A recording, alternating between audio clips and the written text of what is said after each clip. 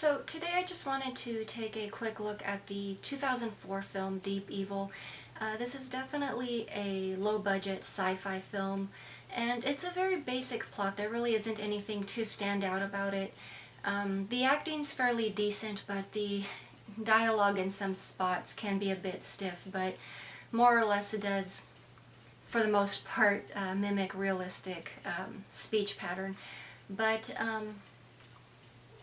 it's basically just an underground research facility in Alaska, and something obviously, as usual, goes horribly wrong. So we have some army officers that are being sent off to get control of the situation. So obviously during this someone becomes contaminated, and it becomes more a case of just trying to get out alive. So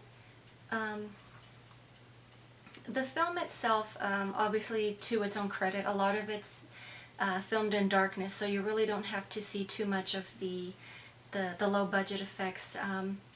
For the most part, you know, you do have guys running around in creature suits, but before we get to that point, the computer graphic imagery, that's very mediocre. So yeah, to a degree, that's definitely one of the things that makes it obvious that this is a low-budget film. It doesn't necessarily hurt the film, but when you have little computer graphic alien spider type creatures crawling around, you know, it's kind of hard to not see it as entirely hokey. But for the most part, like I've said, it's a decent story. It has pretty good acting.